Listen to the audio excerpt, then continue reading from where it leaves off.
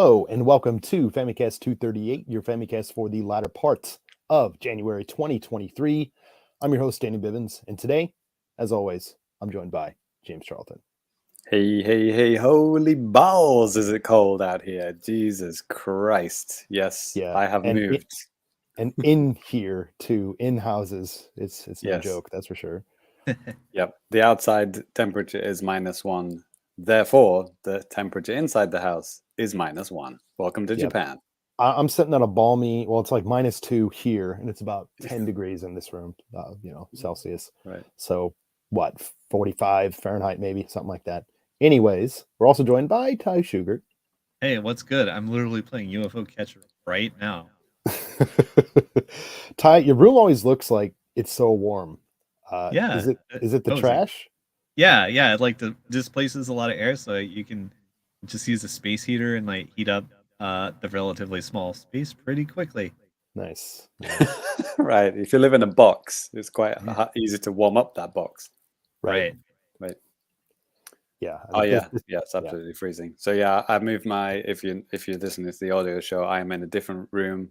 I tried to decorate it to trick people into thinking I'm in the same office. I'm not. I'm in the room with the aircon because Jesus Christ, I need it. Yeah. Good call. Yep. Yeah. Looks like we got some folks in the chat. Looks Russ is there, Balls, Lemonade are here. James Allen's here as well. Hey guys, welcome. What's good? It's family time. It's family time, right. baby. Russ is hoping that my brother Manny Bivens is going to make an appearance. He's a little camera shy. I'll probably just talk about him on the show. So, as I have in the past. Yeah. Yep. Enjoy your summer, Australians. Jesus. Jerks. Jealous. Yep. Yeah. Anyways, let's just go ahead and kick things off with some new business. And I'll go ahead and kick things off because, oh gosh, it's just been one of those 2 weeks, as it were, where I just didn't have a lot of time to play anything new or anything like that. Mainly because I had started back to work since the last episode ended. So, and also I had a project that I was working on, fun project, kind of Famicast related that I'm going to talk about here. Don't complain too much. You had like 18 weeks off for Christmas. You only went back to work like 2 days ago? No, hey, it was last week. Thank you very much. But no, I had a long vacation, like literally about a month off. So that was awesome. Bloody part-time. Yeah, like it was pretty nice, man. Not gonna lie. I got into the swing of things and, getting vacation mode for that long, it's really hard to kind of get back into work mode, But yeah, like towards the very, very latter part of my vacation, I went to like the local like furniture type of store called Meat Toy. You're listening to New Business on the Famicast. Yes. So we're going to talk about suede couches. No, not today. No, I mentioned to my wife, I was like, hey, okay, I guess I'll back up just a bit here, because the way that I have everything set up for the podcast, streaming and all that stuff before was very uncomfortable. I had a table that was like a floor table and had a very, very uncomfortable chair to sit in. And it's been like that for years. And yeah, but I mentioned, and then I can attest to that. I have been in that room. I have sat on that chair, and Jesus Christ, yeah. I'm like, dude, you used to podcast from this chair every single episode. You can't tell from the video because it looks like you're sitting on the chair, but when you get there, it's like you're sitting on the fucking floor, dude. What's going on here? Yeah, and I mean, it served its purpose. To be fair, it was free. I got that crappy chair from like a friend who was like leaving, so whatever. I got crippling rheumatism and my back hurts, but at least it was free. But yeah, and then I get, so that's how the podcast is set up. I do that in this room that I'm in right now. But for like game capture and stuff, it's just been kind of like a mess. I used to do it on my main TV down in our living room, which is basically like you drag out a shitload of cables and just put them all across the living room. And I always try to do it. My wife wasn't home or when she's in bed. And then we got a new TV in 2021, moved the old TV upstairs. And then basically the guest room turned into like my capture room / maybe we can let people sleep in there if they come and stay or whatever. But like I mentioned to my wife, I was like, hey, honey, what do you think about if I get like a computer desk and put it in the guest room? She's like, absolutely not, you maniac. So it's like, oh, okay. So then I started thinking about this room right here. And I mean, it's hard to tell from the video, but as you know, Japanese houses usually aren't very big. And this room in particular is very small. It's like 4.5 tatami mats, which means absolutely nothing to you. But I think that's like 76 square feet or something. Does that sound small, Ty? I mean, you're an American. I don't know. How many square feet was that? 76? Yeah, it seems kind of small. Ichijo. Yeah, I mean, anyways, if you really want to know like the size of this room, look up like 4.5 tatami mat on like Google, and you could probably figure it out. But it's 3 feet by 6 feet apparently in American measurements. What is one tatami mat? Dude, I don't know. It's not 3 feet by 6 foot. Then I couldn't even move in here. I don't think. How many tatami is your room? Do you say again? 4.5. Jesus. Okay, so 4.5 tatami mats. How much is that? Yeah. Okay, give me a sec. Sure. Yeah, keep going. So yeah, it's a very small room, and it's packed with a bunch of different stuff too. I mean, I got games, just junk, laying around, stuff that I like. But I always thought like, man, I can never put like a desk in here or something like that for a computer. But I started like measuring, and being Japan, and also kind of, I guess, thanks to the pandemic, a lot of people had to kind of deal with this type of thing, with work from home and stuff like that. So here it is. I went out, I bought a desk, and I put it all together last week, and it's all set up, and that's where we're at right now. Yeah, I took some pictures. I'm going to go ahead and just kind of throw them up here as well. I know kind of a different kind of new business today, but that's, yeah. You're listening to Room Chat on the Famicast. Yeah. But my God, this was a kind of a pain in the asshole to build the desk. It was like last Wednesday, and I was like, okay, cool. This is going to take like a couple hours. No big deal. 4 hours later, it was like midnight. And I finally, got things together. My cat tried to help me several times. That was great. But yeah, eventually we got it put into this room. As you can see, very tight fit. Oh, that's the desk. It kind of folds away. Yeah, it folds up, That's and there's cool. like doors underneath, so I can put like some consoles down there, outlets, power outlets and stuff like that. And then I put the top on, and I bought a little TV as well. And then I had to build a chair too, which wasn't as bad as the desk. This only took like, I don't know, 45 minutes or something like that. And yeah, this is exactly where I'm sitting at right now. So very nice. Yeah, I still, like, literally right behind me is my old table and just a bunch of shit just sitting on it. So I really need to, kind of clean things up. But yeah, it's kind of nice to be able to have everything kind of centralized in like, one room. It's going to be great. I was kind of capturing some stuff just for funsies the other night for some retro stuff. But yeah, so that's like the biggest thing that's been happening. Briefly, just to kind of mention, kind of talk about a little bit of game stuff, I guess. I did play an old ass game just because why not? Just wanted to kind of just sit in here for a little bit in the freezing cold and play. But I dug out Virtual Pro Wrestling 2 for the N64. I was kind of just monkeying around with that game.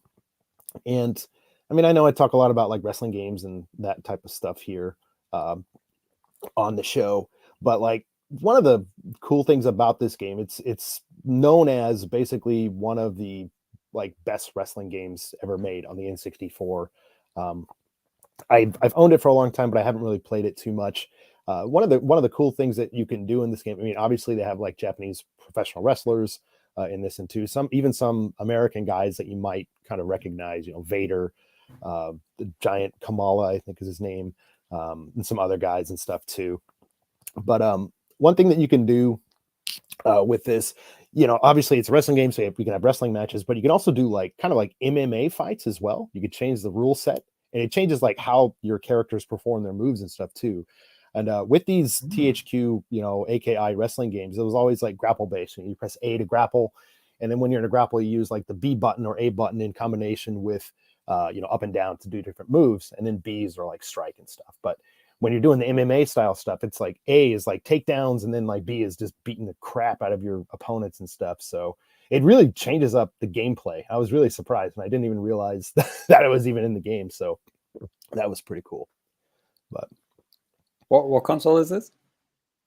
4. I was going to say it looks pretty good for a Switch game.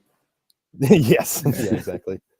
Yeah, and it looks like James, he came through with a 4.5 tatami mats. That is 74.1 square feet or 6.89 square meters. That is the size of this room. So, yeah.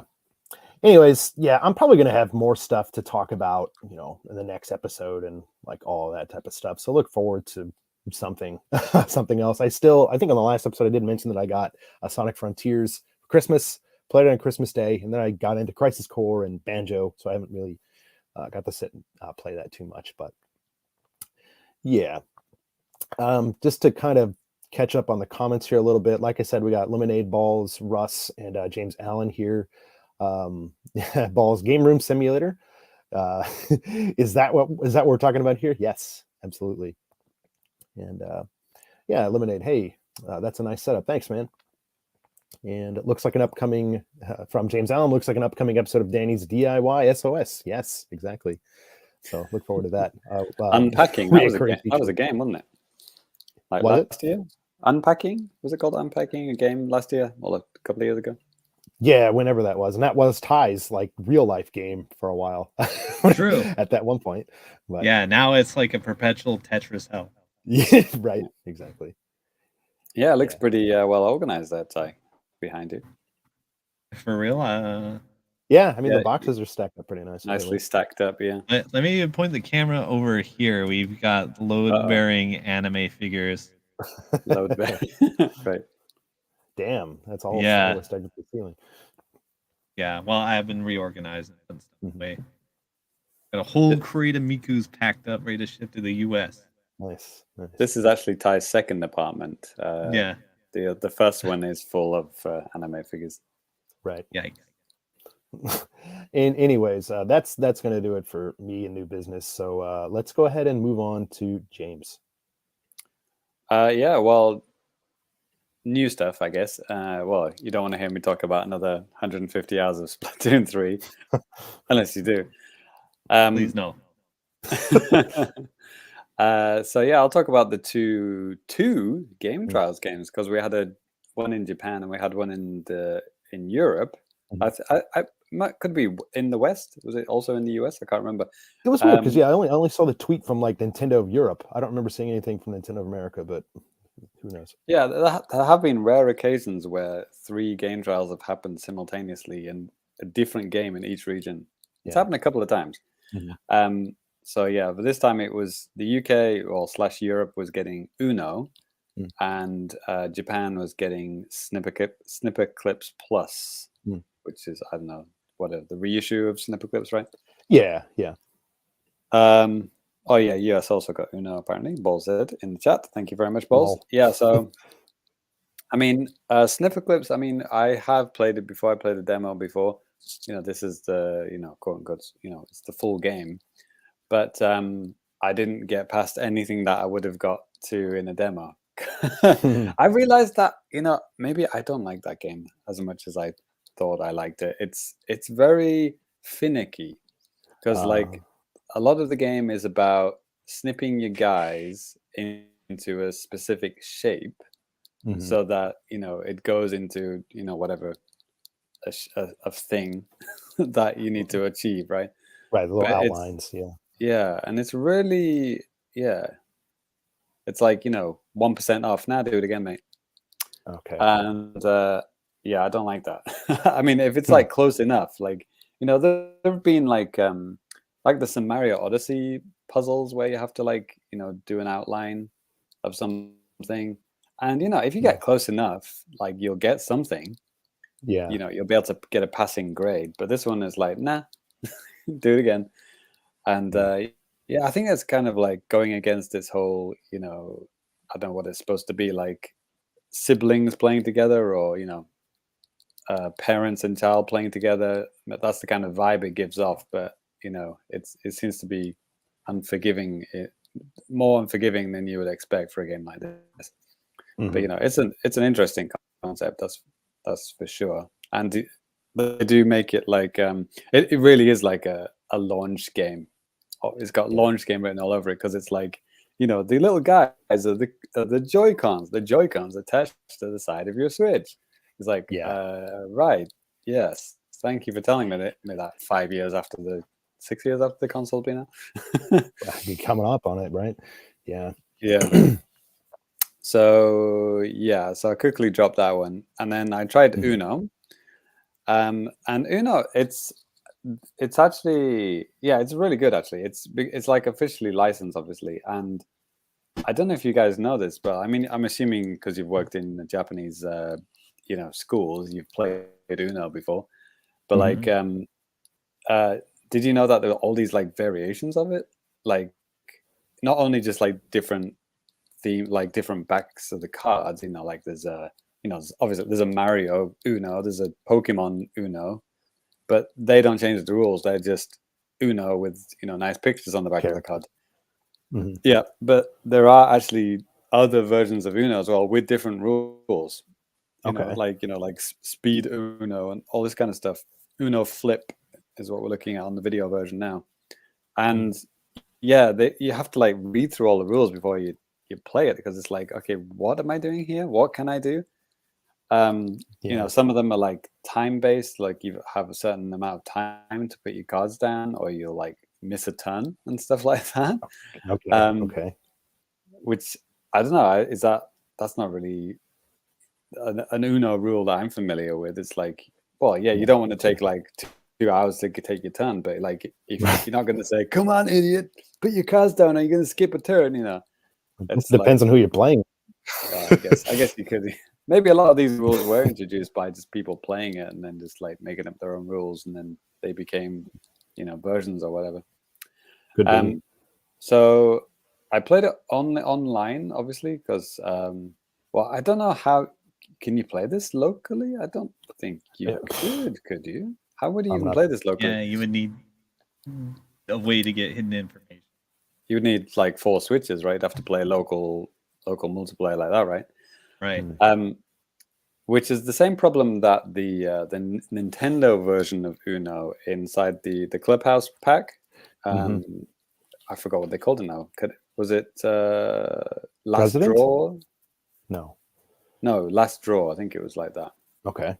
Or something like that. It's like Last One or something like that. It's like such a generic, version. But it was Uno, and the rules were exactly Uno, and it was really fun. But that was another thing where it's like, oh yeah, you have a party, you bring people around, you're like, oh yeah, that's Uno. Okay, let's play Uno. Oh, we can't play it because we need 4 switches. Oh, sorry, I don't have 4 switches in my house right now. Well, I'm halfway there, so that's true. So that's kind of disappointing. And it's the same thing with this. Like you have to play online, which is fine. I played online. It worked great online. But it's kind of weird, isn't it? Like a party game, but you can't play it at a party. You have to. It's like, okay, I'm just going to connect online and play with strangers and let my friends just sit on the sofa and watch me do that. But it's visually it's pleasing. The online worked okay. There weren't too many like delays or anything like that. I didn't get any disconnects. I think they just replace players with AI if somebody drops out. Okay. I didn't see anything like, which is also what the Nintendo version does as well. The Clubhouse version does the same thing. Like you won't even notice it, and then all of a sudden you'll see the players like just change to like a generic AI name. So I mean, it's Uno. It's fun, and it's a good way to see like all the different versions of Uno that I've never heard of. Right. And it did have some DLC, like some paid DLC. Like I forgot what it was, but it was like something very recent. It was like a very recent, movie or some kind of license, and you could buy them. Yeah. It's like it's up to date. Like they're updating it with new licenses and stuff like that. So,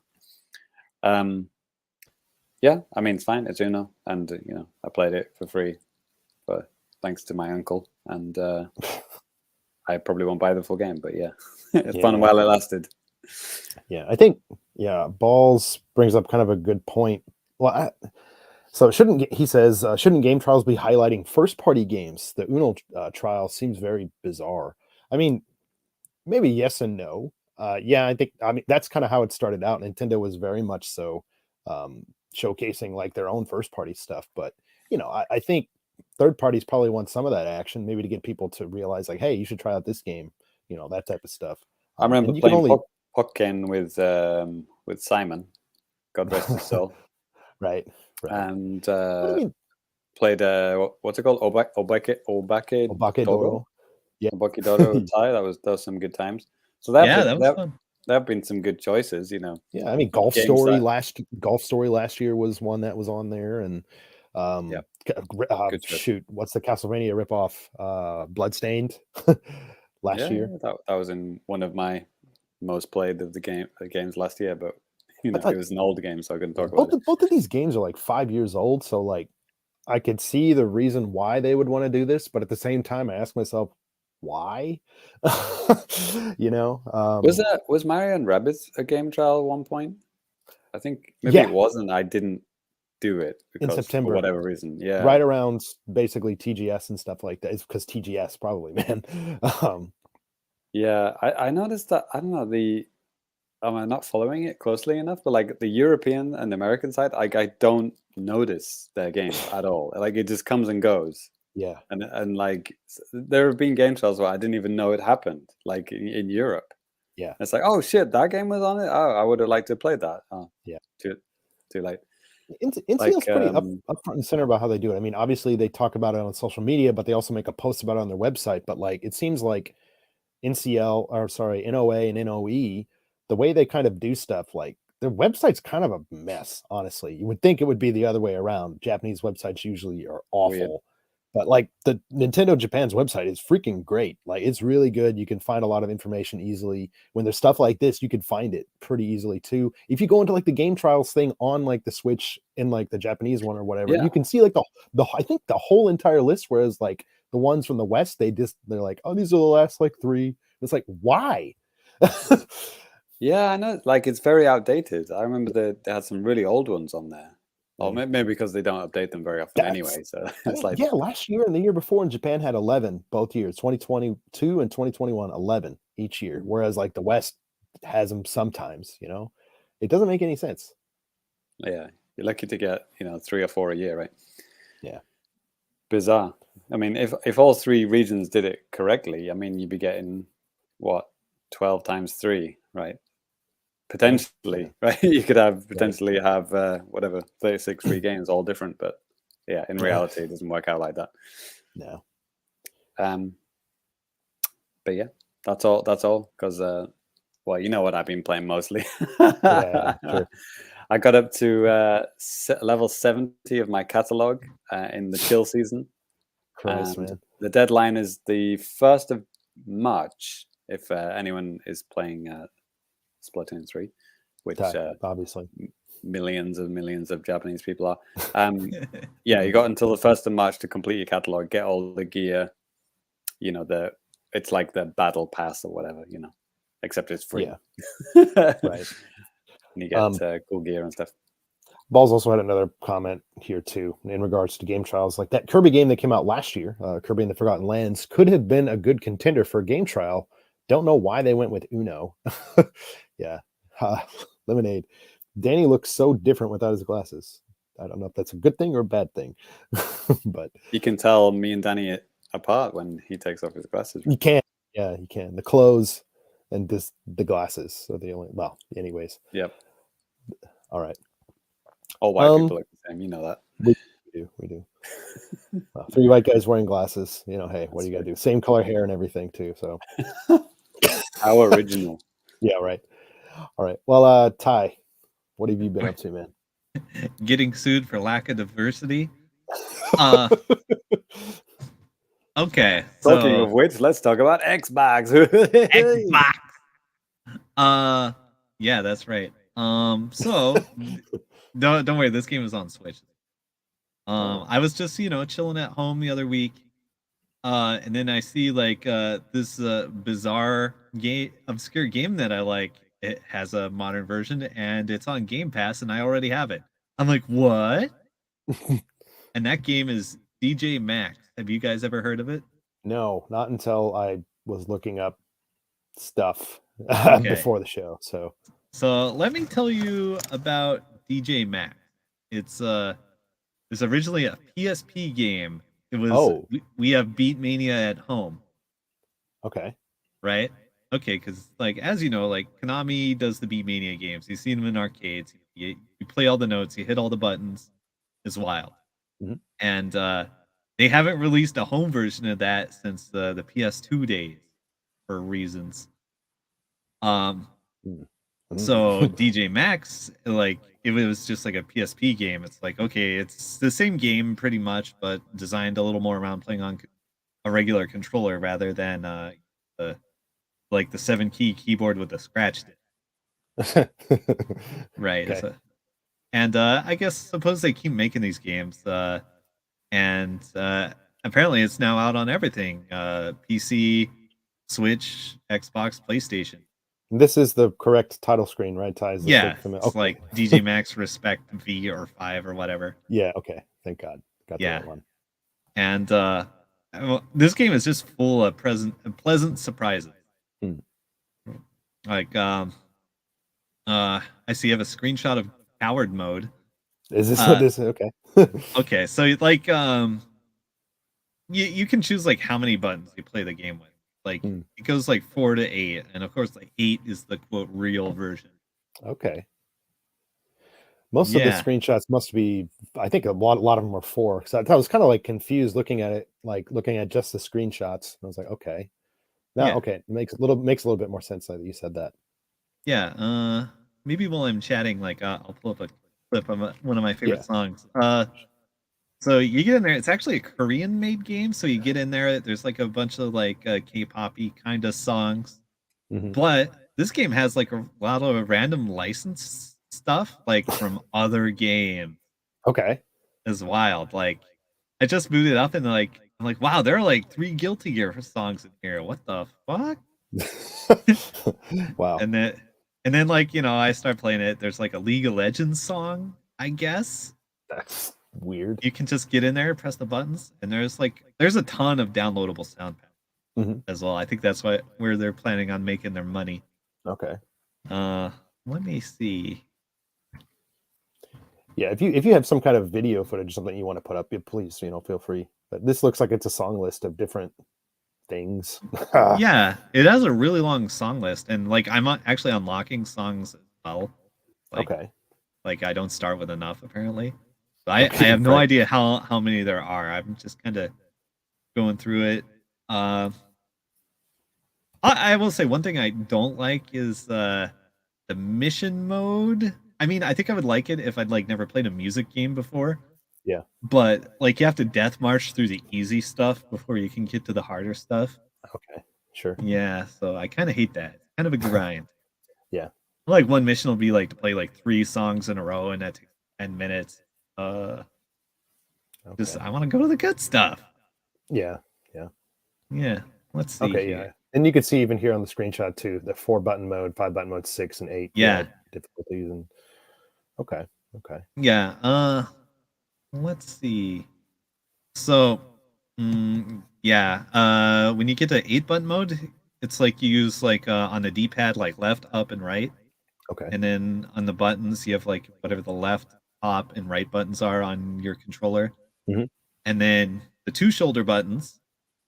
And there will be like isolated parts where you actually use the control stick. You just kind of spin them around like a disc or whatever. Okay. It's NVD. You just kind of just circle it around. Okay. You don't have to think too hard about it. And there's also notes where you have to hold the note, and you have to press at the correct time, and you also have to let go at the correct time, which can be a little tricky, but not too bad.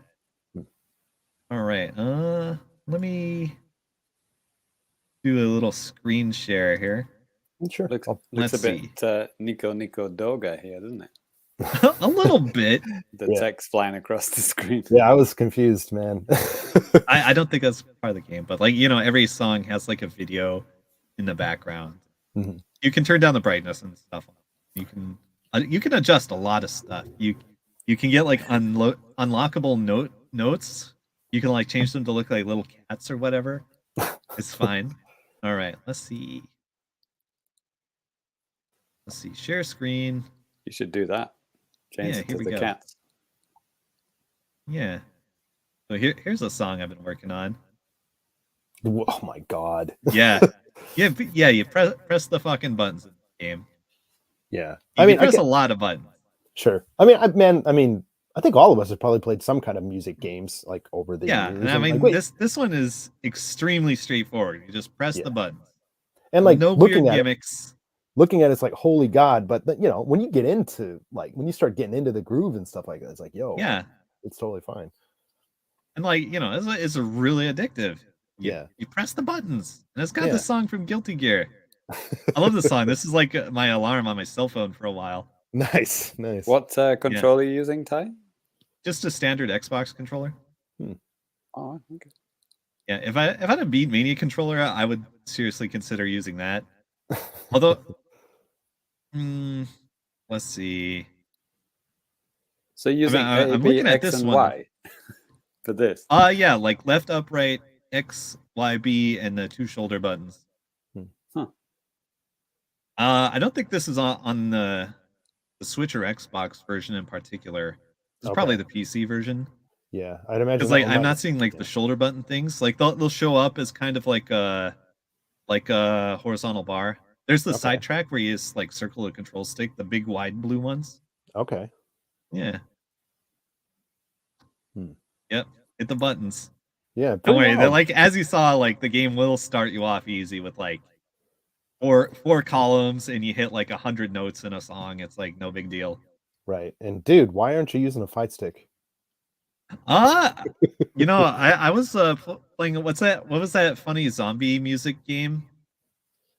I think I showed it to you a couple months back. I was playing that on a fight stick. What was that? I vaguely. You say zombie music game? Yeah, I don't remember the title off the top of my head, but I played it for a couple days. It was fun. Okay. I remember that zombie survival game you're talking about. No, it's unrelated. It's like all like a metal post-apocalypse themed music game where you have like it's very pixel arty. You have a car that like shoots guns like every time you hit a note. I kind of remember this. Yeah, it sounds familiar. Yeah, that was fun. But I was like struggling to find a control configuration that I liked because like I fucking hate horizontal UIs in music games. They're so hard to deal with, especially when you have like multiple stuff in like the same I want to say row or column, or the same space. Really annoying when you're trying to distinguish a lot of different things. And that's why I like games like Beat Mania and DJMax. Is like you generally don't have to deal with a bunch of stuff in the same column. You can see and mentally process everything much more effectively. And that's another thing like I fucking hated about like all the harmonics music games is they all had like a converging plane of notes. You know what I mean? Like in Guitar Hero, it's not like a perfectly vertical note display. It's like this thing that converges into the horizon. Right. And I hate that. It's bad. Those guys are not good at making music games. Despite how popular they are. Or were. I mean, I don't even know if they're making any of those games. Kinda. I'm trying to remember what the story was. I had the DS version of Guitar Hero. Right. I got that too. I got it here in Japan, the Japanese one. I had Guitar Hero 3. Like my mom, she bought it because she had a Wii. The Wii or something? Yeah, for the Wii. And then I played it. I was like, holy shit, this is fun. And then I bought it here in Japan with a guitar. But right. So you guys might want to try out DJMax. I'm sure it's like really expensive on Switch. Fuck you. Yeah, probably. Get Game Pass. Right. Oh, Game Pass. I got that. It's on everything. Yeah, it's on everything. Cool. Right on. Yeah. Yeah, it used to be like a PSP only series. So yeah, fuck that. Right. Lemonade. It says, I still think Rhythm Heaven is the best kind of rhythm heaven because it doesn't have a note highway. Yeah. In your face, Ty. Okay, whatever. That game is fun. Yeah. But it's not like a game where you like hardcore score attack. It's like you get to the point where you can like just full combo songs and then that's it. Yeah. I mean, obviously, with Rhythm Heaven stuff, the further you get, the harder stuff gets. But yeah, it's a bit different. Like these type of games like DJMax, they're just straight up, no story, nothing. There's no nonsense. Just like here it is, boom. Press button. Yeah, yeah. But Nintendo, with Rhythm Heaven stuff like that, it's more of a presentation element to it. Yeah. Oh, DJMAX Respect only 1,650 yen. Oh, not bad. Is that a sale price? Maybe. It'd be No. red or something. It would clearly that's say normal price. Yeah. Oh, that's totally worth it. I might double dip just to like have a portable one. Yeah. Or play it via the cloud on your phone. Via the cloud. No, thank you. Jesus. I was playing some Killer Instinct via the cloud the other day on my phone. How'd that work out for you? Actually, it was fine. I wasn't playing online against other people. I was just playing the computer. Right. Just trying it It's out. playing ranked. It's fine. Play ranked. It's doing great. Like ranked online. If I knew you were on ranked, I would like get on ranked and like just try to find you. It probably wouldn't take much, But, yeah, All right. anyway. Yeah. Try and beat him with your eyes closed or something like that. You probably could. Yeah. Just for How that, many times can I teabag him in one round? I will make sure if I am playing next, I will make sure that I'm playing on my phone, like in a 3G dead zone or something. So it'd be great. Under my like In McDonald's. sealed lead dome. Yeah, can't wait. All right, so play DJ Max. Cool. Respect. Yeah. Respect. All right. Aye. Cool. Well, that is going to do it for the new business. So we're going to go ahead and move on to a little bit of now playing at Famicast.com. Now playing at Famicast.com, lots of stuff going up on the website, YouTube, Patreon, all that type of stuff. And we're going to tell you all about it. Coming up for the patrons, we mentioned this on the last episode of the show, but Famicast Game Night is coming up on Saturday, February 4th. For all of you out there that are patrons, be prepared to play some great online games with us. As long as I feel like playing we're pushing it back, so we're waiting for Goldeneye to come out. It's like if we delay it a little bit, maybe Goldeneye will come out now. No, That'd it be doesn't work nice. like that. Right. Oh man, I thought for sure that they might have announced something this week. I mean, like I said, they've been okay with getting the N64 stuff out about monthly. Being cancelled again. It's done. Well, I mean, what they'll probably do is do like Pokemon Stadium 1 and then man. Right. If they did 1080, I'd be pretty happy with that, but we'll see.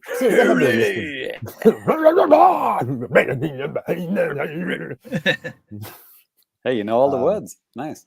I know. Great song, by the way. If we play Dead by Daylight, I think it'll still be the Chinese New Year event. We can exchange red envelopes in game. Or in real life. Yeah. All this so and more. That's it. And Where? Famicast.com. That's right. Part of the Tokyo Beats podcast network. Boom. Had to slip that in somewhere. Yeah, sponsored. Yes. All right. Crap. What are we doing next, James? That's right, I folks. believe.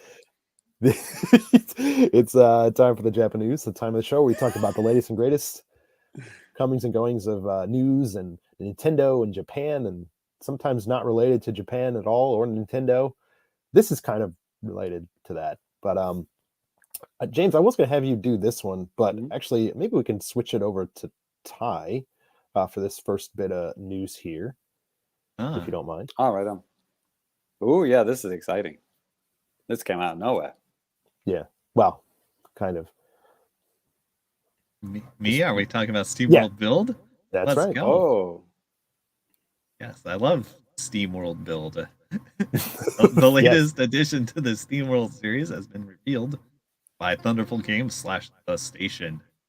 The game is set for a 2023 release date for Nintendo Switch, PC, PlayStation, and Xbox. Mm-hmm. A demo is currently available on Steam. Lovely. Yeah. get on So it, yeah, Steam boys. Thunderful Games had their like some kind of like a presentation type of thing 2 days ago, like early in the morning or something like that. We'd gotten an email about it. They had posted on their social media about it and stuff like that too. And yeah, SteamWorld Build was announced. I watched it's it. Oh, okay, yeah. I just watched the trailer after the fact. So actually, James, were there any other like highlights from the show then, or? Oh, they only talked about this, but Okay. they talked to the devs and stuff, and the head guy and everything. It's pretty Mhm. funny. But yeah, they're all about like trying different genres with their games, right? Yeah. Because like they haven't really done the same genre twice. I mean, obviously SteamWorld Dig 1 and 2, but like even SteamWorld Dig 2 was like a little bit more adventure, right? Yeah. And then they had Heist, which was like a strategy game, like almost like Worms style game, right? Yeah. And now this one is a mashup of it's Dungeon Keeper and SimCity, I think is what they said. Okay. So like, is it Dungeon Keeper? Is that the game I'm thinking about? Where you're kind of like digging through dungeons and making minions and stuff. Is that, you know, the devil guy is on the box? Oh man, it's a very famous PC game. Is it called Dungeon Keeper? Okay. I have I no know what idea. you're talking about. Yeah, it's not Diablo, right? Diablo is that's Yeah. more of like a hack and Dungeon slash Keeper kind of thing. sounds right, but now I'm not sure. Yeah, I think the developers of this were very, very into that game. It obviously sounds like it was a hit game for a lot of people on staff, and they wanted to make their version of it. But so you're kind of going underground and you're collecting the minerals and, you know, the jewels and everything, like the SteamWorld Dig games, which is what we're seeing now in the trailer. But then you're using those resources to build stuff on above ground, you know, building your little city. You know, and they've got all the little SteamWorld characters, and you can zoom in to like street level and see them all doing their own little things and all these cute little animations and everything. It's like, you know, incredibly detailed. This beautiful, like, you're making this beautiful steampunk city filled with robots. Yeah. Right. I played another game like this last year. I don't remember what it was called, and it did not look this fancy. But definitely a game where you dig a dungeon and you build stuff, and you got like little gremlin guys. Yeah. Yeah. This is, I mean, it's cool too, James, because like, I mean, with all the other SteamWorld games that you had mentioned, like none of them have done like a 3D style, right? Right. Yeah. This is the first 3D game, I guess. Yeah. I think so. Yeah. I mean, I don't know. I can't think of anything. Everything else has been 2D. I found some screenshots of Dungeon Keeper. This is the Red Devil guy that I was talking about. Okay. It's a very memorable box art. I remember that. Yeah, I guess you can't forget that. in the old PC, back when I was a PC guy. So yeah, like, you know, you're collecting minerals and stuff like that. Oh yeah, and there was a sequel as well, Dungeon Keeper 2. Okay. Even more memorable, that one. Oh, hello. So yeah, it's a mixture of this and, you know, SimCity, and obviously with the theme of the, you know, the steampunk, the SteamWorld thing. Yeah, I was, man, because, you know, when I first saw the news, because I see like highlights on Twitter, I wake up in the morning, I see this, I'm like, oh man, a demo's out, and they, you know, they don't specifically say what the demo's for in the tweet. Basically, you don't say specifically anywhere. And then you just figured like, oh, I searched like, you know, SteamWorld Build demo, and it's only like a Steam page comes up, and then a bunch of like impressions or something. I'm like, okay, it's only on Steam, but that's not a problem. Yeah. But I just didn't download it in time to actually give it a shot. Well, it's not out yet, is it? So it's The still in beta or whatever, right? right. So, But the demo's out. The demo's out and available Yeah. right now. So but they wouldn't put a unstable console demo out, would they? yeah, you got a good point there. Because I mean, yeah, there's definitely a lot more leeway with that stuff, with rules for like shops and stuff like that too. So it's a hell of a lot easier for developers just to Right. throw something up on Steam. So If that makes your PC go to blue screen of death, people aren't going to complain. They just say, "Well, it's just a beta, right? Who gives a that's shit?" right. They'll probably fix it in the final game. We'll fix it in post. Right. Hopefully. Yeah. Cool. Yeah, should be cool. I'm maybe I'll download it and play this. I don't know. But Did they it say looked- specifically Switch, or did they just say consoles? well they in did the say trailer they said consoles, and their press release they said all of the systems. So It'd be interesting to see how that runs, because well, Danny, didn't you get like, what was that game that Scott recommended to you that Scott really loved, and then you bought like the Switch version? It ran like absolute dog shit. probably Like a- City Scott. Yeah, Skylines? that one. Yeah, Funny thing is, I still haven't even played it, and I bought that in like 2019. Really? But I played it on I'm my not surprised, Danny. Did right. you see It was my like- face look surprised? So it was like $2 or something. So I was like, okay. But I played Yeah. it for, apparently, according to my Steam records, like 30 hours or something like that on my Mac back in like 2016. It's freaking fun. But like, even on a PC and stuff, I mean, that game has a lot of stuff going on, like not just visually, just like on the inside, like a bunch of stuff is going on in your city, all sorts of shit. People are like literally moving around in their own little paths, and you could follow them around all day if that's what you want to do. Which is what makes me worried about what this SteamWorld game is going to be like. Sure, but it's like I mean that game was it's hard to say. Like, are they going to go like ham with this stuff? Are they going to make it look like they're doing their own individual things? I mean, the guys in City Skylines had like their own names and stuff like that, I think, and like it was pretty crazy. But yeah, it's probably not going to get down to that level. But yeah, if they can get this the basic gameplay right, and yeah, the basic part of it solid and not too framey, yeah, should be good. yeah. I bought every single SteamWorld game, and I hope I can buy this one. I hope it's not unplayable on Switch. Oh, I'm sure it'll be fine. I think developers have gotten pretty good at optimizing stuff for the system, and I think they can do it. There was that what was the Pixel Junk game that I played on Switch? That was run really well. Pixel Junk Monsters 2. Mhm. The one that was like claymation and everything, and that was absolutely beautiful and ran really well. So, right then, Cool. next. All right, well, yeah, James, we got some charts. Do you want to? Oh yeah, I got the link in the agenda if you guys want to have a look at it as well. But before that, actually, I got this. Well, we're going to look at the Gematsu charts, the Famitsu sales charts via Gematsu. But before that, there's a Twitter account called @ChartsJapan, and they tweet, some interesting things about, Japan charts. And of course, JCat is in the chat. She also does a lot of Japan chart stuff as well. Yep. So she can correct us if we get anything wrong. But they tweeted about, the fact that the Switch is obviously the first hybrid console that Nintendo have done, right?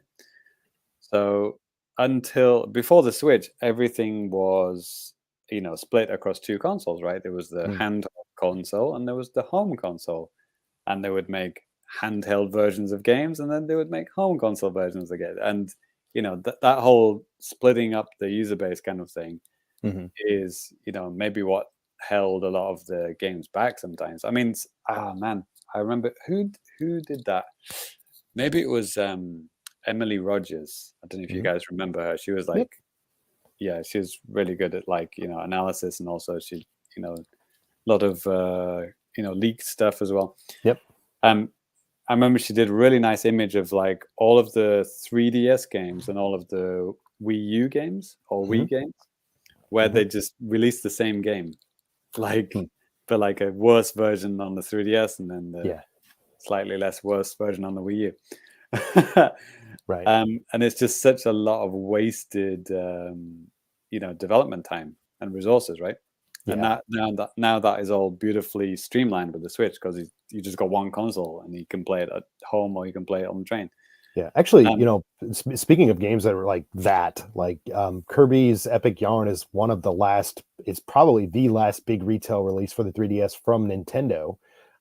Like that was an early 2019 game on the 3DS, and I was talking to one of our buddies in the chat, Transient Image, and yeah, that game is super expensive. It must have had a really low print run because I was thinking like, man, that'd be kind of fun to play that on the 3DS. Scaled back version of a game, and it's like, holy shit, this thing's Kirby Epic Epic Yarn. Yarn. Sure, yeah, I know that one. So anyway, these Japan charts people, they tweeted out this graphic, which is kind of interesting. It starts actually with the NES, Oh, which is pretty wild. This yeah. goes like way back. So starting in 1985, you Mhm. know, well, it's not the first Nintendo console, but it's the first real Nintendo console. Right. So obviously green would be NES, right? And then Sure. this must be the Game Boy, right? The dark green Yeah. one. So now you split. You already split, right? You got the NES and the Game Boy, right? Mm-hmm. And you can see that even though they have two consoles, the total sales remain round about the same. Right. So already you can see that the resources have been split, right? Yep. And then so what would the orange be? That would be the Super Nintendo, right? Probably, yeah. If they do actually have a key, Yeah. Super Famicom, Super Nintendo is the orange one. So now it's Super Nintendo and Game Boy. And actually, what was this year? 1992 is probably their best year ever because they go really well with the Super NES and with the Game Boy. Mm-hmm. So combined they sold like 5.9 million. Mm-hmm. But then the following year, Super Famicom goes down. Mm-hmm. Game Boy's doing all right. What year? 93. Okay. Yeah, 93, 94, and then Super Famicom's getting less and less and less. 95, it's petering out, and then the new console comes in, red, right? That must be N64, I'm assuming. Yep. I mean, 96. Pokemon came out that year in Japan. Yeah, so that's why the Game Boy goes back up again, right? Right. So now it's more than the home console, right? Like N64 never did very well, did it? No. Game Boy did really well, and the next year, holy shit, 97 is like almost entirely Game Boy, and just a fraction of N64, right? Yeah, it's something to remember too. In Japan, they were still selling a lot of like Super Nintendo stuff here simultaneously as they were doing N64 stuff too. They had like the BS stuff, the Satellaview stuff. You can buy games on like flash carts at like convenience stores and stuff like that. For like Super Nintendo and also Game Boy. So there was a lot of different avenues to buy that stuff for those consoles. And it's kind of like if you're on a budget, if you're a kid, it would have been perfect. Yeah. And then I guess this area here must be N64 and Game Boy. Yeah. And then that was Super Nintendo and Game Boy. And now we're moving on to the DS phase, I guess, right? So I'm assuming could be probably GBA, man. Pink. Oh, after N64, yeah, GBA. Sorry, yeah. GBA. So pink would be GBA, and then orange would be GameCube, right? Yeah, GameCube, yeah. And GameCube, Jesus Christ, barely better than the N64, right? Yeah. Which is pretty well. But Game Boy Advance did pretty well. If the GameCube had done all right, they would have done absolutely killer from 2001, 2004. Right. But because the GameCube only didn't do that well. And then this is the blue ocean time, isn't it? I'm assuming next one, right? Wii, DS, 3DS and Wii. Oh, DS and Wii. Yeah, 2004 DS and then 2006 Wii. It doesn't get any better than this, does it? Look at this. That DS is absolutely insane. And then I guess that's just the first year of the Wii, 2006. Yep. So just for a month and a half in Japan. It launched in December. So in 2006 they sold 9.3 million consoles, and then in 2007 they sold 10.7 million. And it's never gone better than that. That was the year, wasn't it? That's 2007 is the year. That is Nintendo's best year of all time. Like Wii doing gangbusters and DS doing gangbusters. Iwata laughing his ass off during this time, right? It prints money. Throw that GIF up somewhere, you know. And then, you know, even when we started to peter out and DS, it's still like 6.8 million. It's like, even on a bad year, it's still like beating everything, right? Right. And then I guess the last year of Wii and DS was 2010. They sold 4.5. You know, not too bad, right? Still better than like some of the GameCube years. And then next year was 2011 is when the 3DS came in. Yep. So it's now 3DS and Wii, but not very much with that. Yeah, it didn't last very long, the 3DS and Wii. And then it was Wii U. And that this is embarrassing, right? Right. It barely comes on, you know, it's almost like one color, isn't it? It's just 3DS, basically. Well, it is not fair. They did not include the Virtual Boy on here, so must not have had enough like detailed to track stats or something. I don't know. Yeah, absolutely bizarre. Or maybe it is on here, but you just can't see it. Right. So the best they ever did with the 3DS to Wii U combo was 6.1 million in 2012, because the 3DS was doing gangbusters. Yeah. And that's as best as they did. And then now we're in the one color area. The one color is just Switch, right? Yep. And in 2020, I guess they don't have 2021 sales data on here, but in 2020, 5.9 million. And that's just Switch, right? Right.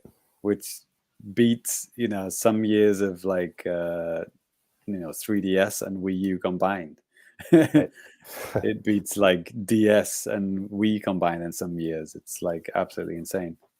Like it beats like pretty much everything from NES and Super Nintendo, N64, all of that period. Only a couple of years stand out, right? Right. So, you know, this is kind of proof that, I guess it's a long-winded way of saying that the next Nintendo console is probably going to be a hybrid console. Yeah, I think that. Yeah, that goes without saying. I mean, like you said, man, at the beginning of like this topic, like I think it's been a really good thing for Nintendo to kind of consolidate everything, to have development just for one thing, as opposed to trying to double down. Like, okay, we need teams for handheld, we need teams for console, and now it's like you got teams for mobile. So think about it. At one point, man, they were doing stuff for all three of these things. Right. Or like even when the Wii U was on, it's like making stuff for Wii U, developing stuff on the Switch, kind of hush hush, doing mobile, and oh my god, I mean, what a mess, right? But oh yeah, and I forgot to say this is Japan. Oh yeah, maybe I forgot to say that at the beginning. This is just Japan. Yeah, so it globally would have been obviously very different, a lot more. But yeah, it's wild to think that, you know, 2007, their best year ever, which was the Wii and DS. I mean, what was really coming out? There weren't any like that many games being released, like first-party games being released, but they still sold so many, right? It's insane. Yeah, I mean, there were, but you know, I know what you mean. Like, I mean, Galaxy 2007, but at the same time, compared to Switch, which has more first-party games, individual sales numbers, especially in the first. Yeah, no, it's just different. Yeah. Right then, so let's go to the more current sales. So what year is this? The January 9th to January 15th. So ending, just the other week. Yeah. We don't have this week's. Right. That comes out like tomorrow and like 24 hours from right now. So rip. So in the top 30, it basically looks like a Nintendo Switch top 30, but there are some non-Switch games in there. Danny, do you want to read out the maybe 10 till number 5, maybe? Sure. Yeah. Could you maybe throw up like that's that image or something on there, James? Yeah. I'll do it. I'll share the screen with sure. This one. And coming in at number 10 is Mario Party Superstars, 2021 release on the Switch that had 7,300 units sold. That brings the total up to 1.1 million here in Japan. Then, this has been kind of a trend. We will see some older games up there, but number 9 is Super Smash Bros. Ultimate. That came in with like 7,500 units sold, just over 5.1 million here. And I'll go up to the top 5, James. Mhm. And Dragon Quest Treasures for the Nintendo Switch was next. That just came out last month. 7,800 units, respectable 250,000 sold up to this point. And then here we go with some oldies but goodies. People keep buying Minecraft on the Switch, coming in with 11,000 units, just kicking it over 3 million here. And Microsoft's best-selling game yeah, of all time in Japan. The Nintendo version of Minecraft. Good job. Yeah. Then Nintendo Switch Sports comes in kind of sneakily. It's been kind of sneakily doing good around the world. That had about a little under 15,000 units sold. It's just shy of 1 million here in Japan only. 970,000 units sold. And I'll read out number 5 there too. Yes, it is none other than the game that just won't die. Mario Kart 8 Deluxe, 18,000 units, bringing it up to 5.1 million in Japan. Remind me what Dragon Quest Treasures is again at number 8. What the hell? That's kind of like that spin-off starring like Eric and his sister from Dragon Quest 11. And it's kind of like along the lines of like Dragon Quest Monsters, but they just took it like with different characters and different mechanics and stuff. He's going around looking for treasure and stuff with his sister, very much before anything tragic might have happened in Dragon Quest 11. So I forget. Did you play Dragon Quest 11? Yeah. No, I played for probably about 15 or 20 hours, but I never beat it. Oh, okay. It was fun. I don't know what the hell happened. Just it's just sometimes it has 3 endings. If you just get to the first ending, it's even one's good.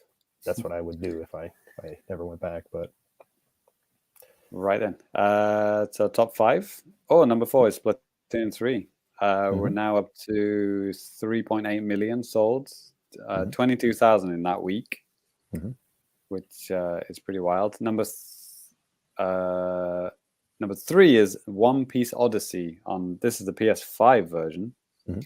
That sold 26,000. That's a brand new game. And then One Piece Odyssey again for the PS4 sold 35,000. So yeah, PS4 selling more than the PS5 because no one can find a PS5. No, it has gotten better. There have been more PS5s sold recently. I think Jody and Genki were kind of talking about that on their last show, and I know that I sure know as hell they've been tweeting about it. So I also saw a video of a gang of Chinese people carrying about 48 boxes of PS5s. Still a fucking thing. It's sickening. It really is. Yep. So there it is. So anyway, congratulations to those new owners of the PS5s sitting in a warehouse in Shanghai. Right. At number 2 is the incredibly broken and janky and bug-ridden Pokemon Scarlet and Pokemon Violet. Sold almost 65,000 in 1 week. Jesus Christ, 4.7 million. Wow. That came out in November, right? Last year. Yep. Jesus Christ. Yeah, that's the best-selling game of that week. Obviously, people are using their Otoshi Dama, their New Year pocket money, to buy that Pokemon game, possibly. Yeah, probably. Right. What did you spend your New Year's pocket money on? I spent my regular money on a bunch of stuff. Ty, drugs? Hell yeah, I love drugs. Yep. Spend it all on gotcha girls. Yeah, there it is. Yep. Oh, there are some other kind of usual suspects in the top 30 there. Animal Crossing, 7.4 million. So, Clubhouse Games, we just talked about that. Right. It did pass the 1 million. Wow. Okay. Yeah. It kind of makes me wonder, like, Nintendo's been pretty consistent about having these kind of games, Clubhouse Games, Switch Sports, Nintendo Labo to an extent, like these kind of games for the past couple of years, release in like, June or something. I wonder what they're going to do this year, Be interesting to see. Crisis Core, Danny, you talked about that last year, right? Yeah. Oh, this year? This year and last year? No, this year. That was this past episode, yeah. This past month.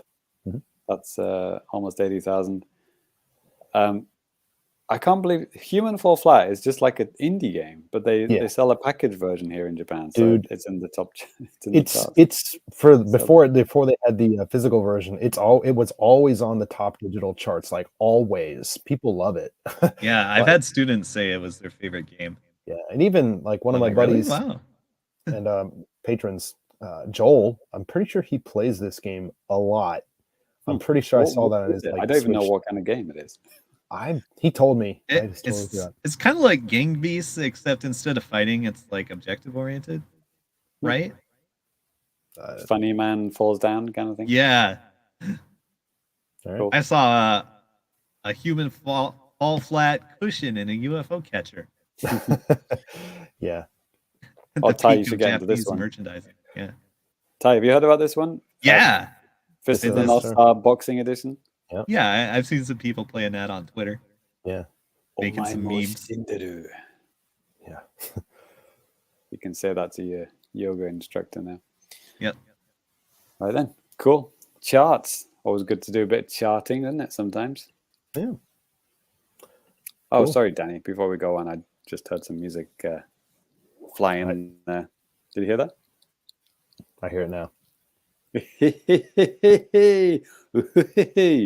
Yes, it is time for the Fukubukuro of Fabulousness.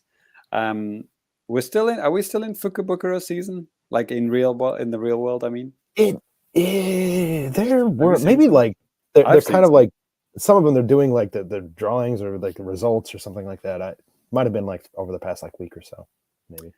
Anyway, in case you're new to the show, the Fukubukuro of Fabulousness is the part of the show where we tell you what games you're going to buy, whether you like it or not, because they're cheap and they're good, and you should listen to us and you should buy them. So yeah, we're going to use the Deku deals. If you guys watching, or if you, Ty and Danny, if you see some games that you recognize that is good, you've played, or you want to play, shout it out and recommend it so we can help some people out, get some nice, good games to buy with their New Year Christmas money. Let's get rid of these bloody Apex adverts first. Oh, I can't even get rid of it. Oh, I can't. Hey, do you know what game is more popular than Apex right now? Crypto the Necrodancer? No. Fortnite? No, it's Valorant. All of my students are playing Valorant. I don't even know what You that mean is. Valorant? Well, they say Valorant. Weird. Yeah, it's a That was the game I was free-to-play trying to say, but Overwatch I game. couldn't remember the name. Yeah, it's a free-to-play Overwatch style game. Oh, okay. Yeah. But yeah, it's super popular. It's like it's kind of neck and neck with Apex Legends right now. Aight. Right then, cool. I believe you. So let's see what we got. Mega Man X Legacy Collection for $8. Matches Crypt and previous Nex- low. Yeah, Good- Crypt good of the one. Necrodancer, $4. One of the best games ever made. Matches previous low. A lot of Mega Man games on sale apparently. Mega Man Legacy Collection. And what's the difference here? Oh, Mega Man X Collection and just Yeah, Legacy there's Collection. several collections. $8. Both of them are $8. Let's see what we got here. Rive. Oh man, this is a good game. I played the demo of this on Wii U and I really, really liked it. It's like a shmup, but a platformer mixed together. So like, you know, you're jumping and you're shooting with this. You know, you got 360 shooting directions with your right stick, but it plays more like a platformer. And it's really wild and it's really good. Man, the icon is so bad. It does not sell this game. It does not sell this game. But it is. Even the screenshots don't sell this game. But it's really fluid, very, very fast, and like lots of explosions and shit going on all the time with like, you know, funny dialogue and stuff. Man, it's so hard to sell games, isn't it? Like even when you have a good game, it's like, how do you tell people about it? Right. Yep. Just trust me, bro. Right. A lot of Resident Evil games on sale, 1 and 4. Yeah, there is $10. I know here in Japan there is a Capcom Lunar New Year sale going on all platforms and the Switch. That would explain all the Mega Man games and the Resident Evil games. Yeah, on the Switch though, they only have Devil May Cry here in Japan that are on sale. Devil May Cry 1, 2, and 3. That's it. It's like, what? Okay, fair enough. Just going to skip past all the ones that we've talked about hundreds of times before. So, oh yeah, Lego City Undercover. I know I mentioned it before, but this, yeah, $6 for like a giant open world GTA game made out of Lego. It's fantastic. If you haven't got that already, you should definitely get it. Let's see. Please touch the artwork. That looks like a very fun and interesting, graphically interesting puzzle game. I like that. It's only $2. Nice. Worth a splash. Kera Blaster. Oh man, I played this. That's so good. That's the Cave Story guy. Pixel. Yeah, that's coming up on 5 years from whenever you had talked to the dev, right? Yeah, James? I think maybe that was at what do you call it? Bit Summit, and then we got a code for it as well, and I played the shit out of it, and I loved it. Maybe even reviewed it? Question mark. I don't remember. It's really good. It's a shmup, platform shmup. So run and gun kind of game, but you play as a frog, and it looks like a Atari game, but it doesn't play like an Atari game. Right. It just looks like an Atari game, but it's got like way more effects and everything in it, and it's really good. Kero Blaster is awesome. It's $2, $3. Sorry, still good. Streets of Rogue. I'm just going to mention that because that's so ridiculous, that name. Oh my goodness. Streets of Rogue. Brilliant. However did they think of these titles, eh? Right. It's a mystery. Party Hard. I know Ty's talked about that. That's $3.74. That's so good. I still frequently just listen to the soundtrack. Nice. Matches previous low. Yeah. And let's see what. Yeah, I think we reached the end here. Inner World, one of the worst games I've ever played. It's only $3. Recommended by Ty Sugar. There it is.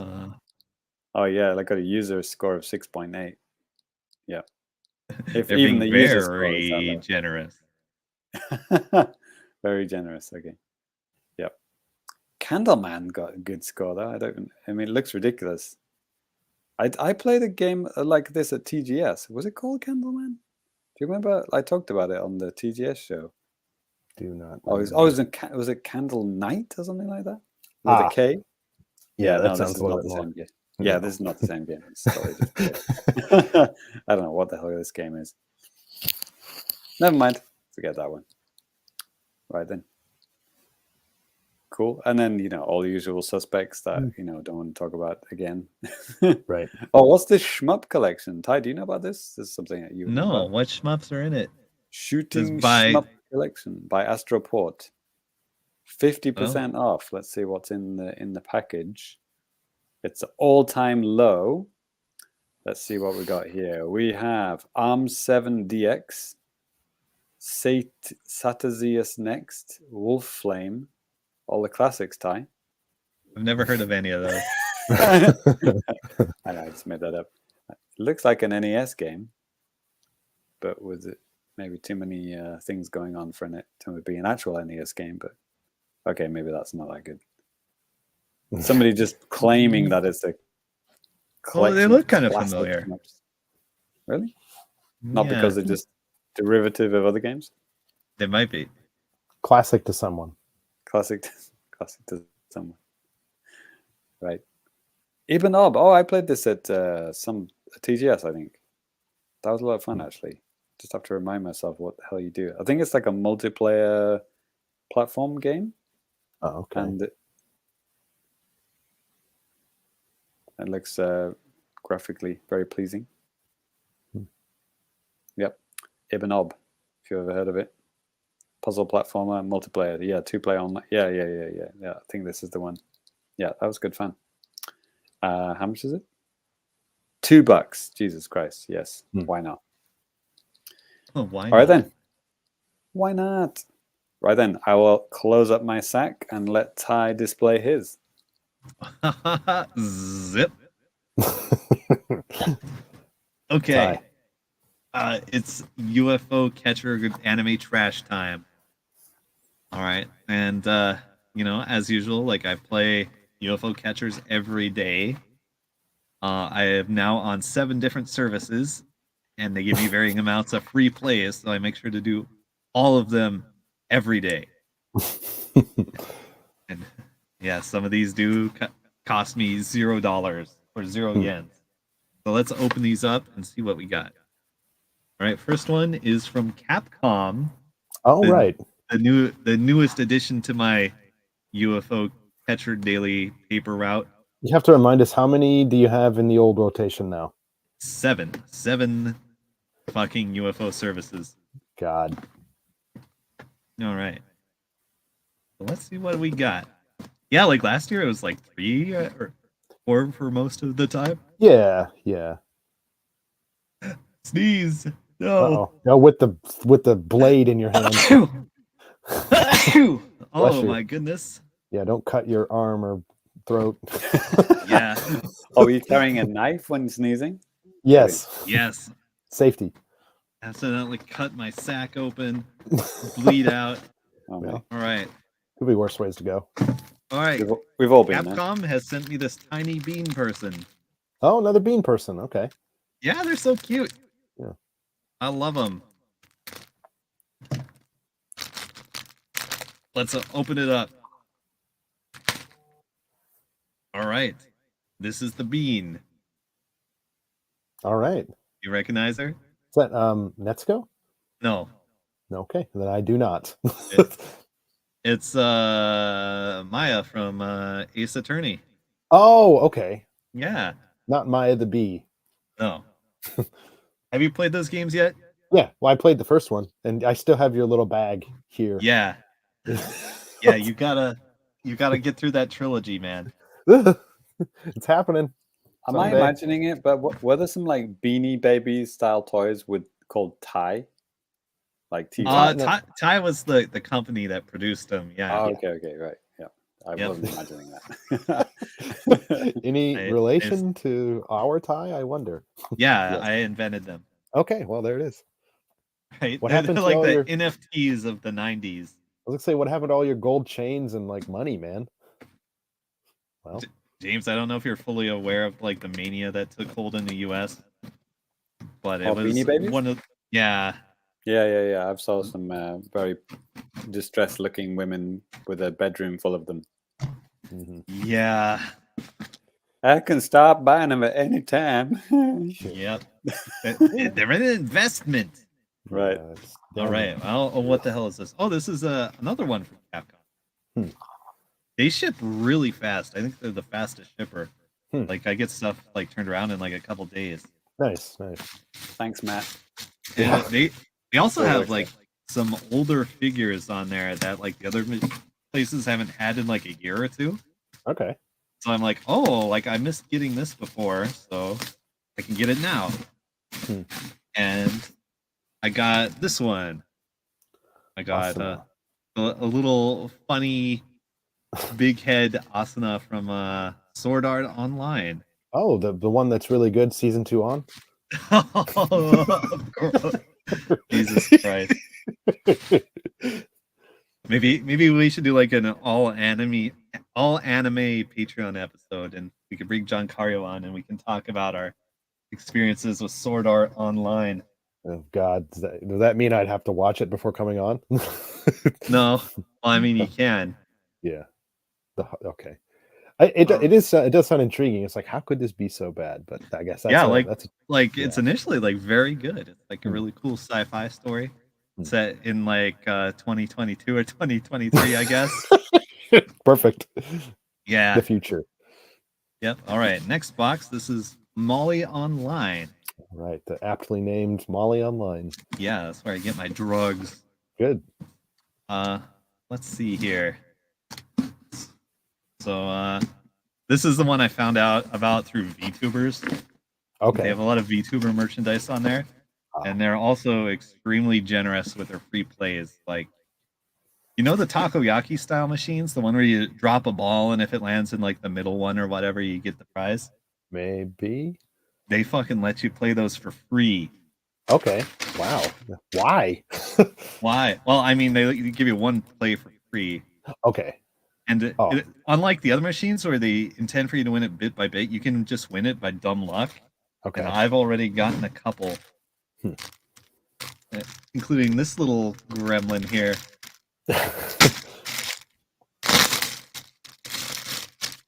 This is a HoloLive VTuber character. Okay. What's her name? I don't watch this one, but yeah, she's got little cat ears. She's got a cute face. How can I resist? Right. Exactly. Yep. And I'm just going in there trying to win a free thing every day. I think like statistically, like if I just play like free takoyaki like once a day, I think by the numbers I'm gonna win like a couple times a month. Okay. Okay. Just free, straight up. Yeah. Yeah. Yeah. And I have. Some of the things are still en route. I got the keychain I wanted. All right. Next up, yeah, 2 more boxes. Okay, we got a Toriba box. Now, Toriba also gives a ton of free plays. They don't let you play takoyaki for free though.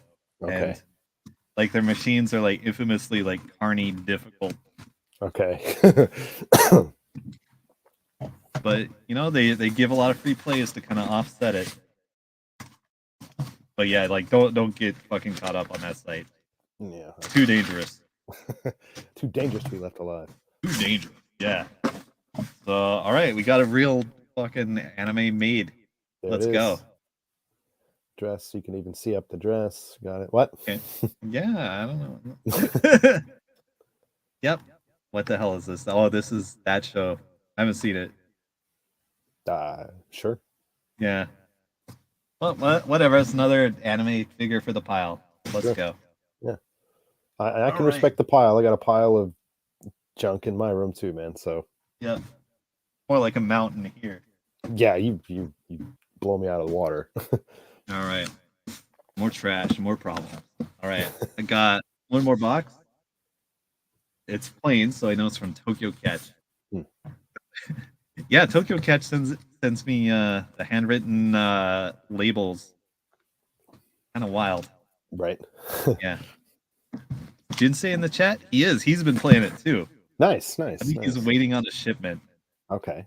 Like, I guess it's taken him a million fucking years to ship to America. Okay. Well, they ship to America. That's kind of cool. Yeah, that's like an exception. Like, I think it's only like Toriba and Tokyo Catch that ship to America. Maybe. Okay. I don't think Molly does. Taito definitely doesn't. I don't think Gigo does. Maybe Sega UFO does, but I kind of doubt it. Okay. All right. Oh, it's another goddamn Miku. Let's go. Yeah. What is she wearing? Like this blue outfit. It says Flower Fairy. Okay. I thought she was wearing like a bodysuit. Nope. Okay. I don't know. It's Flower Fairy Miku. There it is. There you go. Flower Fairy tie coming. Famicast 239. Yeah. 10 out of 10. All right. Oh, this one's the cutest. I was really trying to get this. Yeah. That's wholesome. That one's wholesome. Yeah. The Asuna one. Yeah. Got a funny giant head. Yeah. Okay. Yeah. So that's the UFO Catcher Trash. Stay tuned for more. I already have more en route because it's free plays. There it is. Joy never ends. Cool. Joy, please end my suffering. Oh man. Cool. All right. Well, like Ty said, that's going to do it for the anime trash. So we're going to go ahead and move on to a little bit of feedback from you guys. Let's go. And if you guys have any things that you want to shout out at us or whatever, I mean, obviously, if you're watching the show live, you can sign off in the live comments. We appreciate that. If you have something longer form, feel free to send us an email, thefamicast@gmail.com. Hit us up on Twitter at thefamicast. Basically, that's our handle everywhere, at the Famicast, and you can have your stuff read out like these guys. Now, one thing that I found today, it was just an interesting comment on a video that we've had up for a long time. It's an interview with Shigeru Miyamoto and this guy named Downtown Matsumoto. Friend of the show. A friend of great friends of the show. Both. Yeah, both of them. We'll probably have them on in a couple of weeks. It's a little bit busy. Yeah. But no, and I'll kind of just bring it up here too. It's a really interesting thing, and I think we've all thought about this, and I think we all have our own opinions about this. But basically, he goes on to say like, "Hey, this is kind of." He writes this out all in Japanese too, but he says like, "Hey, this is kind of like maybe like a taboo topic or whatever, but yeah, nothing too crazy or anything." But he says, "Yeah, when there's going to come the day when Miyamoto is no longer going to be around, and really, where's he going? What's that? Where's he going? Cuba? I mean, like die." And when that happens, this user's name's Shinshin number 5. He says, "Well, when that happens, Shinshin number 5. Yeah, isn't that the sequel to Mambo number 5? Dude, I've been thinking about that all day. I was thinking, like, should I? Yeah,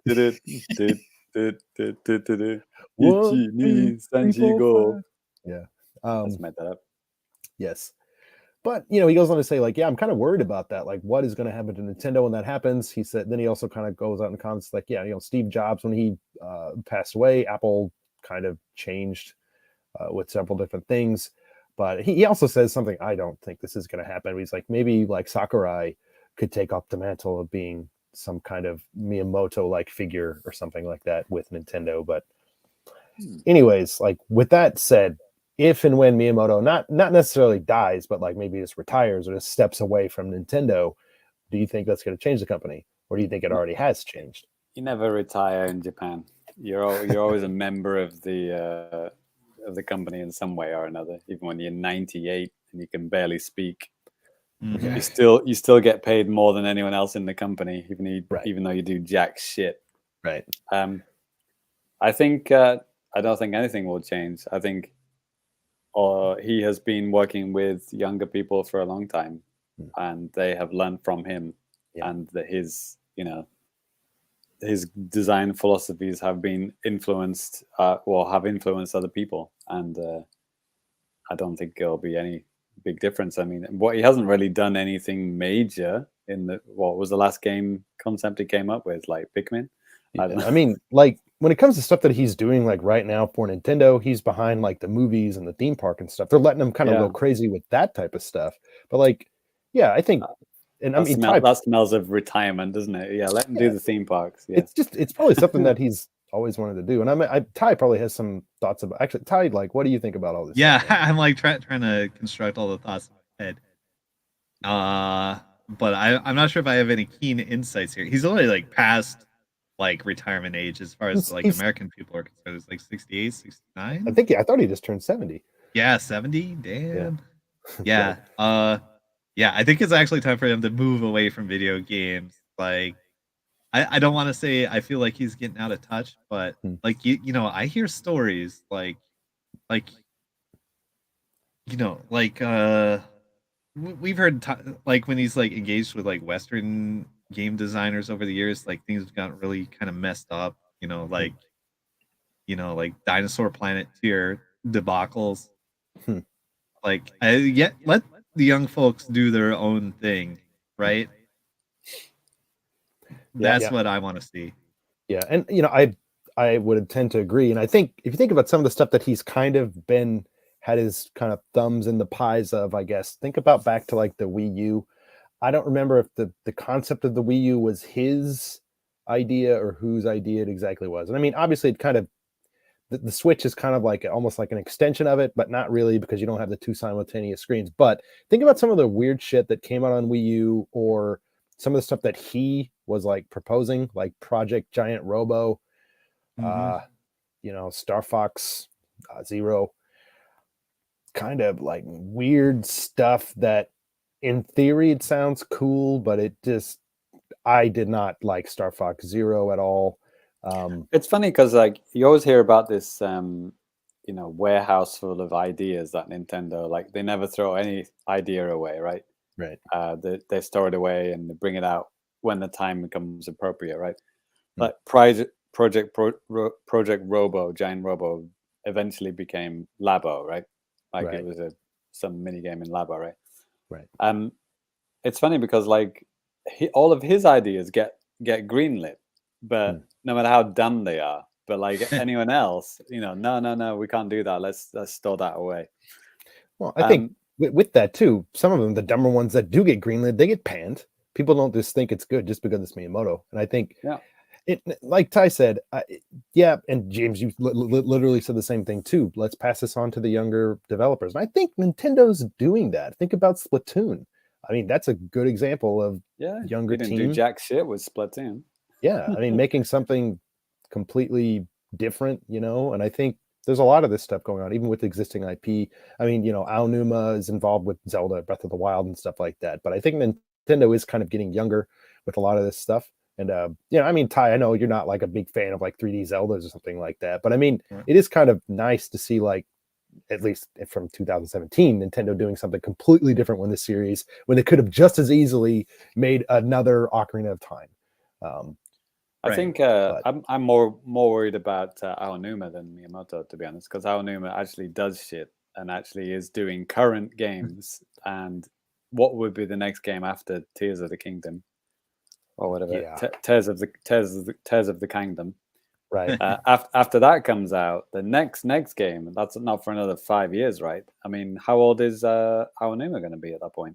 How old probably is he now? Pretty close. Actually, sorry, breaking news from the chat and also from just looking literally 2 minutes ago or something. Goldeneye is coming to the Nintendo Switch Online on January 27th. What? 2 days time? Jesus. Dude. What? Wow, perfect. Nice. Good thing we delayed game night. Yeah. Well, even if you wouldn't have, but dude, that's awesome. We made it happen. Unless Jinsei is trolling us, then No. 64 says it too. So okay. Everyone's news. Trolling us then, right? I mean, is it simultaneous on Xbox? Would be nice. We'll see probably as we close out in your the show. face, Xbox. Yeah, how dare you? Okay.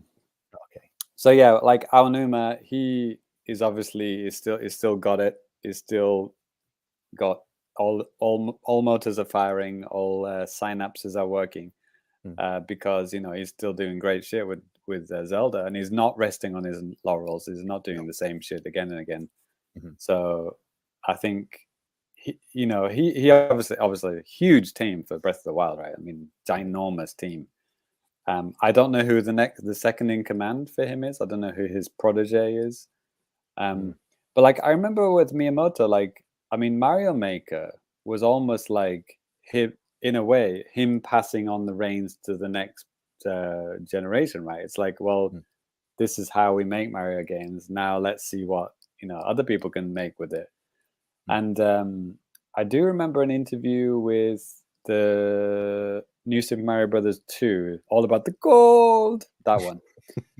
They actually did DLC for that. I think that was the first not the first Nintendo game, the first Mario game with DLC. They actually had downloadable stages, right? That you could pay for. Yeah. And they were not designed by Miyamoto's team. I remember specifically in the interview said, "Oh, these were all done by the new guys, the younger guys, and these are all. I gave them pointers, and they learned from me, but I didn't design these myself, right?" So that was the first time I'd ever heard him say, like, "Oh, this is kind of." He's just talking about passing on the reins onto the next generation, kind of thing. So I think that's been going on for a while. I don't think he's only just thinking about passing the reins now. Yeah, I think it's been since Mario Maker, or since the DS game, he's already been thinking about it.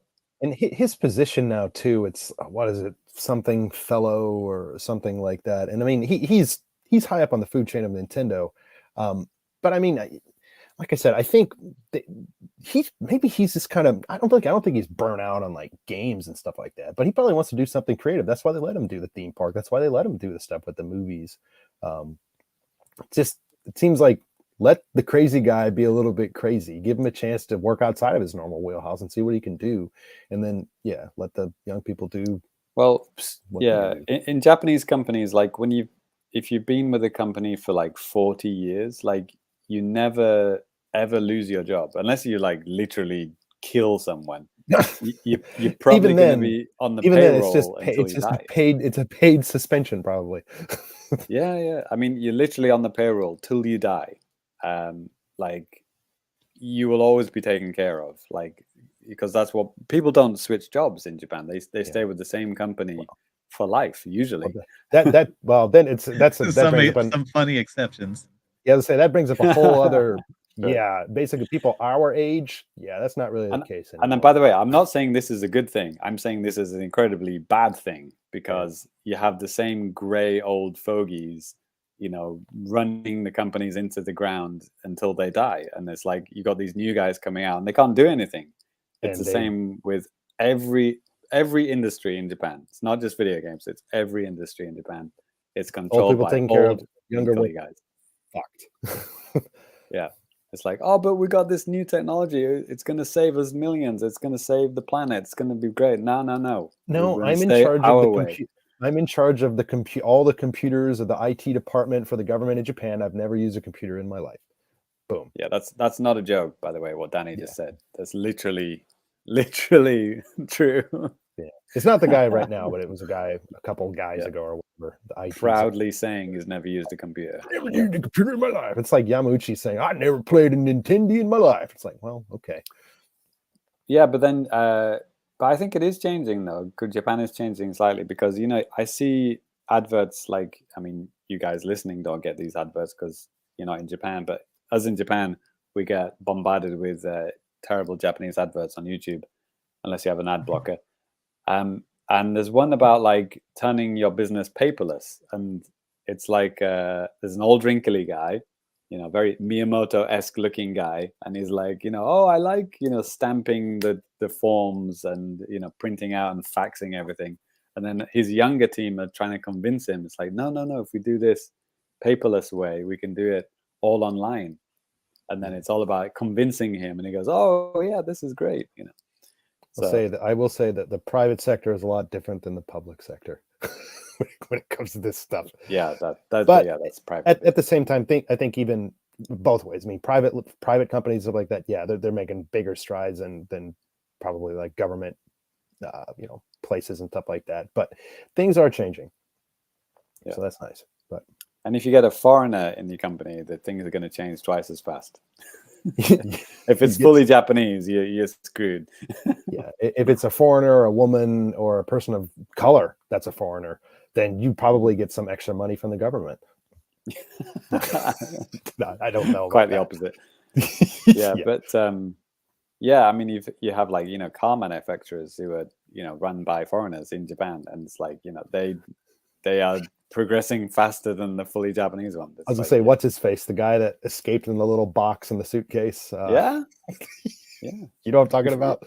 Yeah, that's a perfect like analogy. It's like the guy didn't doing too well that they don't like him anymore, and they fucking chase him out of the country. I thought it was like some kind of embezzlement thing with him. I don't think it was just because he was doing a good job. But man, we could do a whole podcast on that. But shenanigans afoot.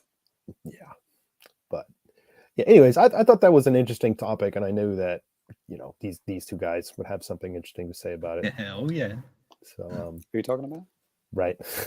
Yeah, and I mean, for you guys listening to the show too, if you have thoughts about this topic, like what would a Nintendo without Miyamoto look like, or something like that, be sure to let us know. We'll read it on the next show. What would the Nintendo look like without the Miyamotos? Yes. Exactly. Phrase it exactly like that. Yes. Oh, we do have some tweets, Danny. Okay. If you want to have some. Yeah, if you pull that up, there's some stuff going on in the chat here. It looks like too. Gene say, another piece of news. Xbox version also comes out of GoldenEye. Also comes out on the 27th. Nice. Sick. Yeah, I'm not seeing this on like official things, but James, I mean, yeah, obviously pull up what you're gonna pull up there, bud. Yeah, it's my new favorite Twitter follower, MLGXXX808. I think he had a tweet last time, didn't he? Yeah. He said, "Is Xbox Series X the start of Japan dislike of Xbox?" Yeah, I went ahead and actually responded to that one. The answer is yes. And the next question is, which Xbox game that caused Japan dislike of Xbox?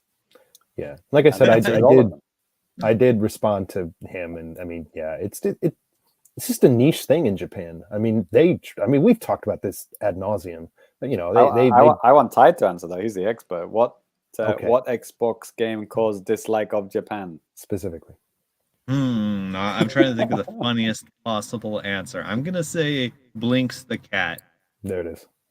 Yeah, that just ruined it for Japanese people. They just had enough. Fucking Blinks, man. Exactly. What's Russ talking about? He's got so much dirt on the Famicast. He's willing to sell to the highest bidder. Uh-oh. That's a good gift. Well done, Danny. Yes. Yeah. Oh, okay. Yeah, I see. There's some people getting into trouble as usual.